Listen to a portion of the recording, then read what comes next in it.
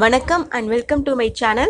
This video explains you part 2 of the supplementary reader, A Dilemma, written by Silas Wade Mitchell. Presented by Hemalata. Worst of all, my salary was reduced and I saw that marriage was out of the question.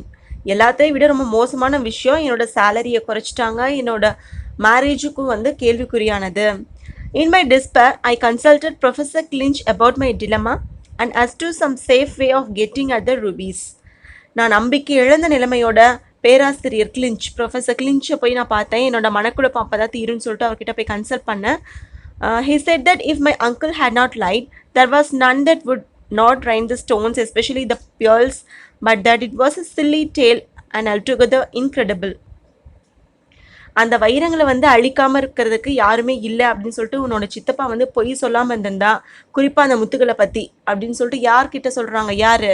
Professor clinch வந்து Tom கிட்ட சொல்கிறாரு.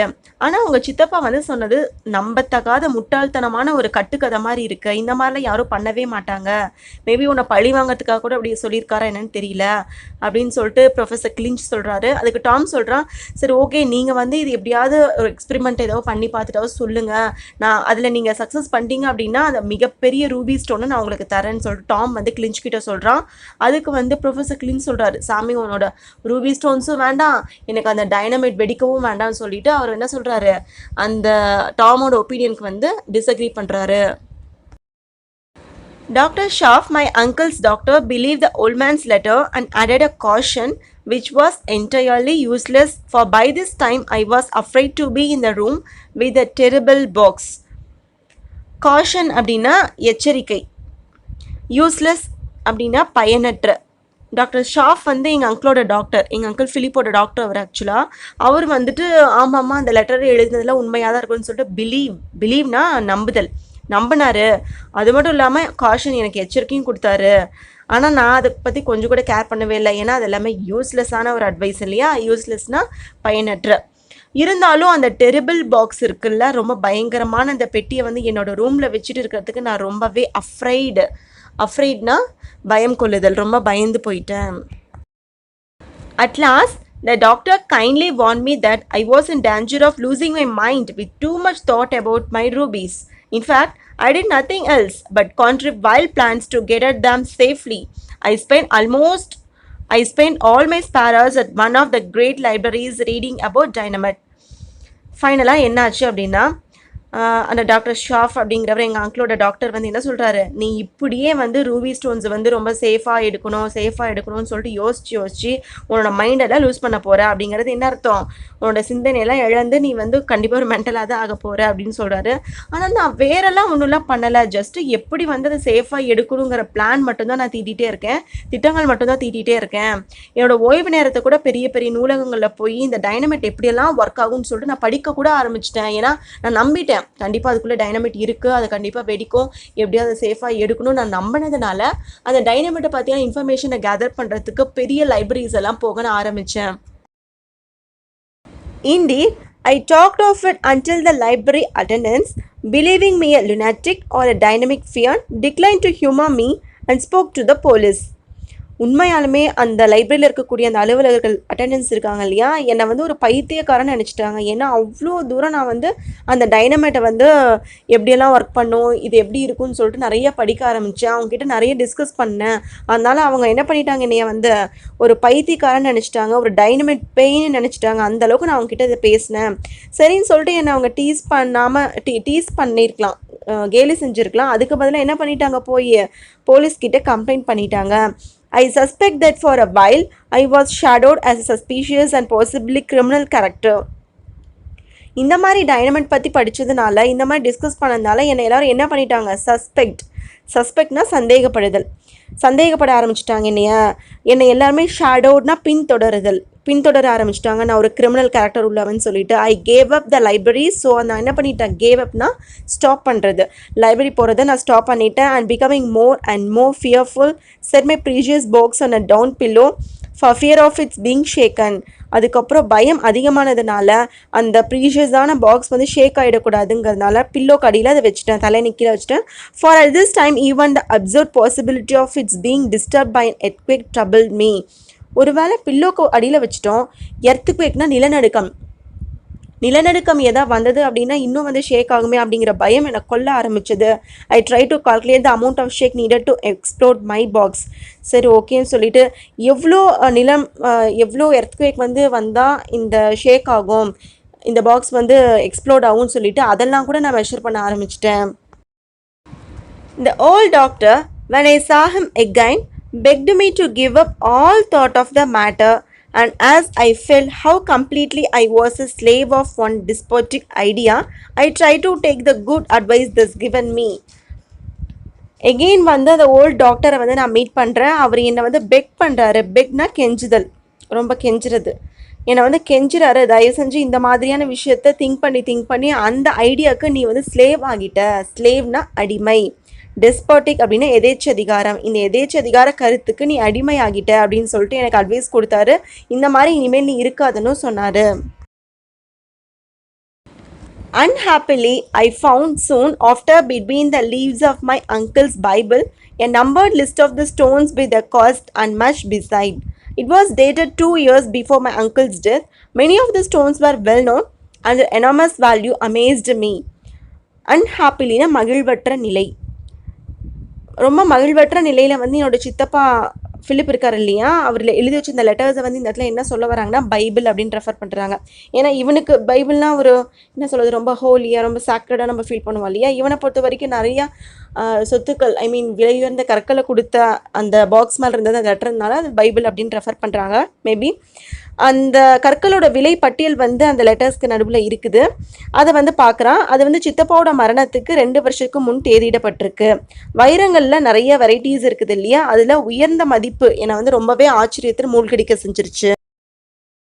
Several of the rubies were described with care and curious histories of them were given in detail. பல Ruby வைரங்கள் கவனத்தோடு வர்ணிக்கப்பட்டிருக்கு. அதில் ஆர்வமூட்டும் வரலாறுகளும் தரப்பட்டிருக்கு.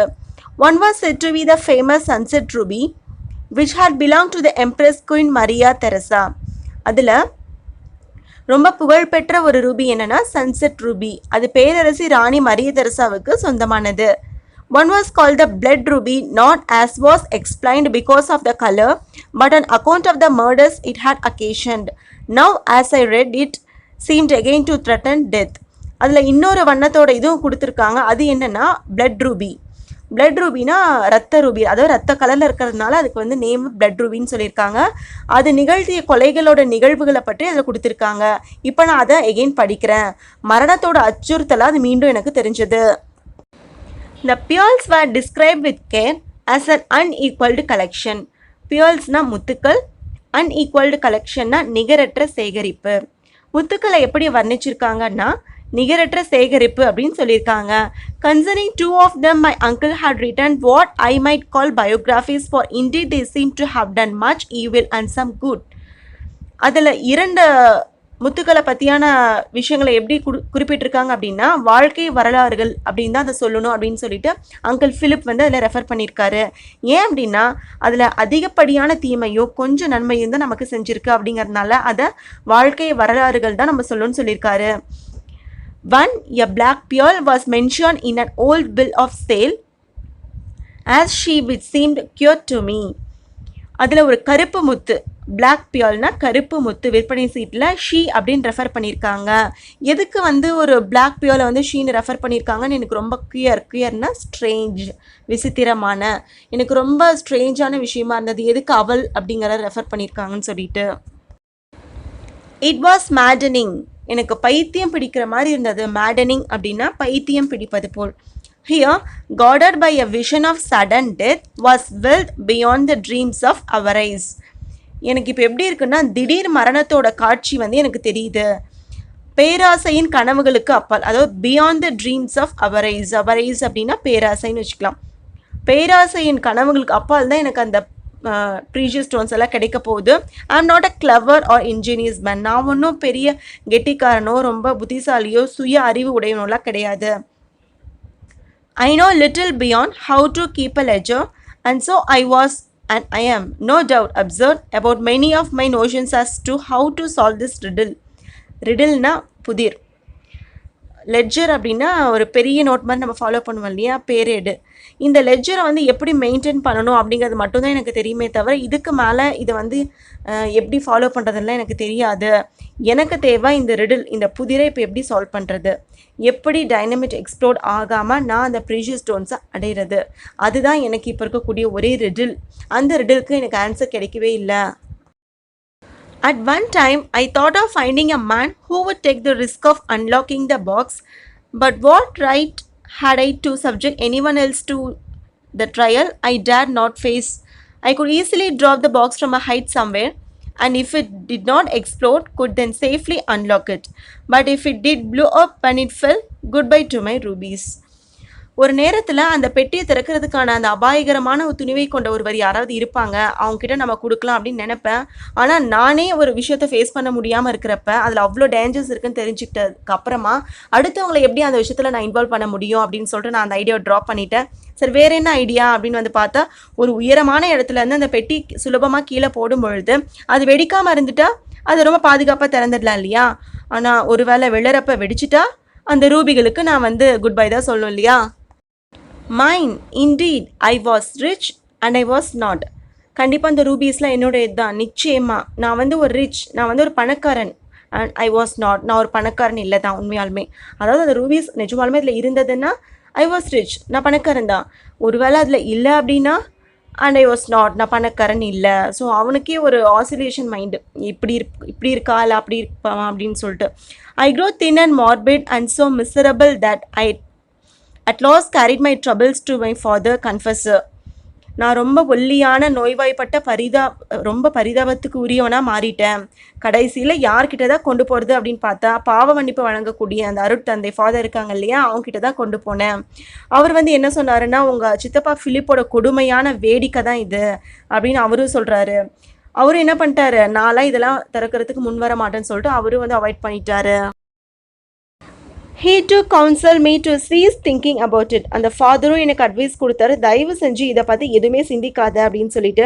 Good heavens, கடவுளே, ஐ dreamt about it. இதை பற்றி நான் எவ்வளோ கனவு கண்டிருப்பேன். Not to think about it was impossible.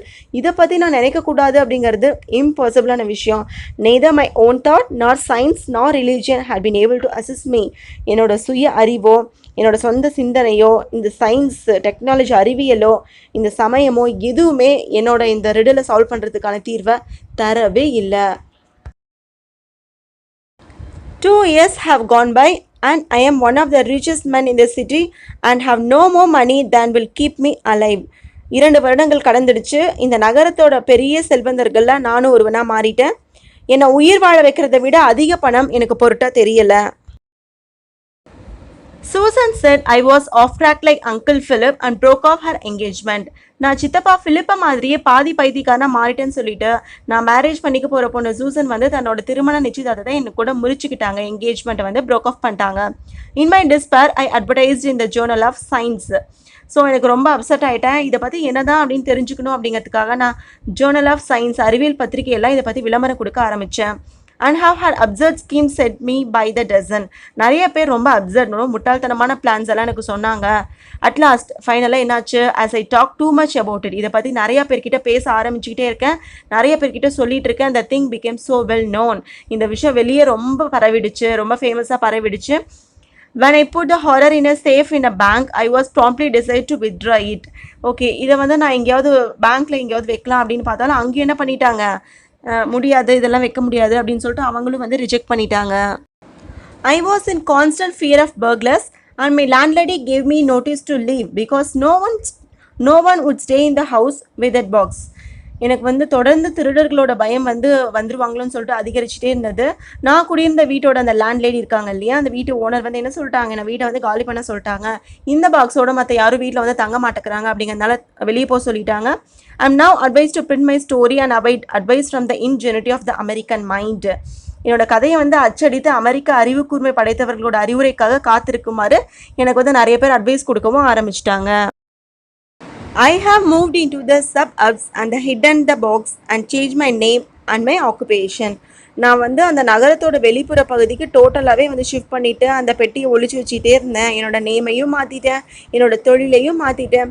This I did to escape the curiosity of the reporters. ஏன் அப்படின்னா ரிப்போர்ட்டர்ஸ் இருக்காங்க இல்லையா, செய்தியாளர்கள், அவங்க வந்து எங்கே போனாலும் பின்னாடியே வந்து என்னை வந்து சஸ்பெக்ட் பண்ணிட்டு அந்த டைனமைட் பற்றியான கொஷின்ஸே வந்து கேட்டுட்டு இருந்தாங்க. ஸோ நான் வந்து டோட்டலாக என்னோட ஆக்குபேஷன், நேம், பிளேஸ் எல்லாத்தையுமே சேஞ்ச் பண்ணிட்டேன்.